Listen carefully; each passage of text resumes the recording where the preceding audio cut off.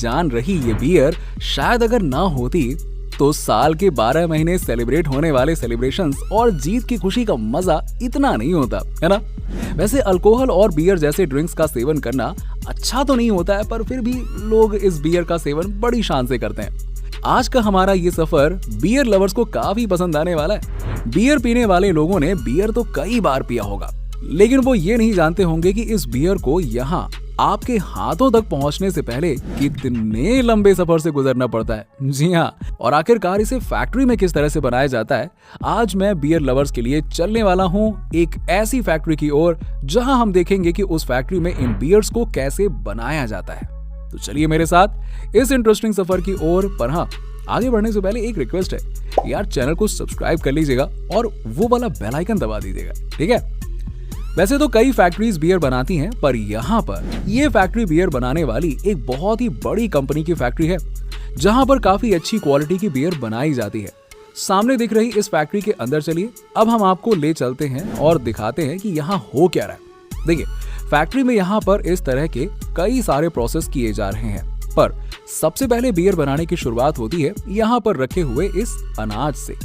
Beer को अंकुरित अनाज से बनाया जाता है और ये अनाज दूर दराज से अलग अलग हिस्सों से खेतों में होने वाले गेहूं, चावल, जौ जैसी अच्छी क्वालिटी के अनाजों को खेतों में उगाकर हार्वेस्टिंग के बाद इस तरह से ट्रकों में भरकर यहाँ पर इस फैक्ट्री में लाया गया है।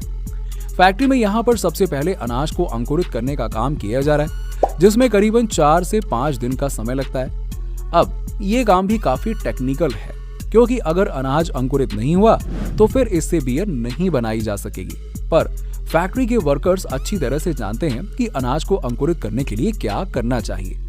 ये इस तरह के प्रोसेस का इस्तेमाल करके अनाज को अंकुरित कर रहे हैं और यहाँ पर देखिए कैसे अनाज 4 से 5 दिन में ही अंकुरित हो चुका है और अब इसे एक बड़े से टैंक में डाला जा रहा है। इस टैंक में ढेर सारा पानी भी मिलाया जा रहा है और अनाज के साथ में पानी को मिलाने के बाद अब इसमें खमीर को डाला जा रहा है, जो कि एक खास तरह का फंगस होता है, जिसे मिलाने से अनाज में सड़ने की प्रक्रिया होने लगती है और अनाज सड़ना शुरू हो जाता है। और आप सभी शायद ये बात अच्छी तरह से जानते होंगे कि इसी प्रोसेस का इस्तेमाल ब्रेड को बनाने में भी किया जाता है। जी हाँ, हमने ब्रेड बनाने वाली वीडियोस में आपको दिखाया है, जिसमें ब्रेड का आटा फूलकर बहुत ही सॉफ्ट हो जाता है, जिससे उसका स्वाद भी बदल जाता है। खमीर हर चीज को सड़ाकर फुला देता है और इसी काम को करने के लिए खमीर को इस टैंक में डाला गया है। खमीर डालने के बाद यहाँ पर इस फल को देखिए, ये फल होप्स फल है, जिसको बियर बनाने के लिए इससे टैंक में डाला जाता है। अब आप कहेंगे कि आखिरकार इस फल को क्यों मिलाया जाता है? तो दोस्तों, अक्सर आपने अगर कभी बियर पी होगी तो इस बात को जरूर नोटिस किया होगा कि बियर में एक बहुत ही खास तरीके की गंध और बड़ा ही अलग सा स्वाद होता है, जो किसी दूसरे खाने पीने की चीजों में नहीं होता है। ये अलग गंध और स्वाद असल में इसी फल का होता है, जो कि शंख के आकार का एक फल है। इसी की गंध और स्वाद बियर में मिलती है और इसे ही इस टैंक में डालकर सभी चीजों को मिलाकर टैंक में इन सब चीजों को उबालने का काम शुरू हो चुका है। अब देखिए, बियर बनाने के लिए सबसे जरूरी इंग्रेडिएंट को इस तरह से इस बड़े से टैंक में 3 से 4 घंटे तक उबाला जाता है। उबालने का ये काम जल्द ही पूरा हो जाएगा। जैसे जैसे वक्त गुजर रहा है, उबलते समय टैंक का सारा पानी वाष्प बनकर उड़ जा रहा है और पानी कम होने से अब यहाँ पर अंत में केवल ये सभी चीजें ही बची हैं।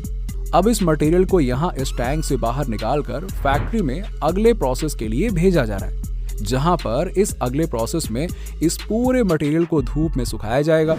लोकल फैक्ट्रीज में जहाँ इसे धूप में सुखाया जाता है, वहीं कुछ बड़ी फैक्ट्रीज में एक बंद कमरे में धूप जैसा एनवायरनमेंट बनाकर इस पूरे मटेरियल को सूखने के लिए छोड़ दिया जाता है, ताकि इसमें से नमी निकल जाए और ये पूरी तरह से सूख कर सख्त हो जाए। सूखने का काम जल्दी कंप्लीट हो चुका है। अब यहाँ पर इस पूरे मटेरियल को फिर से एक दूसरी जगह पर ले जाया गया है, जहाँ पर इस मटेरियल को गर्म किया जा रहा है। गर्म करने का ये काम इसलिए किया जा रहा है ताकि अगर धूप में सूखने के बाद भी इसके अंदर नमी रह गई हो तो वो नमी भी पूरी तरह से खत्म हो जाए। अब इस पूरे मटेरियल को एक बड़ी सी ग्राइंडिंग मशीन में डाला जा रहा है, या ग्राइंडिंग मशीन इस पूरे मटेरियल को पीसने का काम करती है। कुछ ही मिनटों में ग्राइंडिंग मशीन से ये मटेरियल पीसकर पाउडर बन चुका है अब इस पाउडर से ही आगे बियर बनाने का प्रोसेस किया जाएगा। दूसरी तरफ फैक्ट्री के इस हिस्से में एक टैंक में गुड़ और चीनी वाला पानी का घोल बनाया जा रहा है। ये घोल बहुत जरूरी हिस्सा है बियर को बनाने के लिए। फैक्ट्री के दूसरे हिस्से में पहले ही बन चुके अंकुरित अनाज, होप्स, फल और खमीर के उबले हुए मिश्रण के पाउडर को यहाँ पर फैक्ट्री के इस हिस्से में गुड़ और चीनी के पानी वाले इस घोल में डाला जा रहा है। इस टैंक में अब क्योंकि इस पाउडर में खमीर पहले से मिला हुआ है, इसीलिए गुड़ और चीनी वाले इस पानी में पाउडर को डालते ही खमीर की वजह से सड़ने की प्रक्रिया बहुत तेजी से शुरू हो जाती है। टैंक के अंदर ये पाउडर कुछ ही घंटों में सड़ना शुरू हो जाता है और कुछ समय के बाद सड़न की प्रक्रिया बहुत तेजी से होने के बाद ऊपर की तरफ ढेर सारा झाग और नीचे की तरफ तरल पदार्थ बनना शुरू हो जाता है और इस तरल पदार्थ को टैंक से बाहर इस तरह से निकाल लिया जाता है।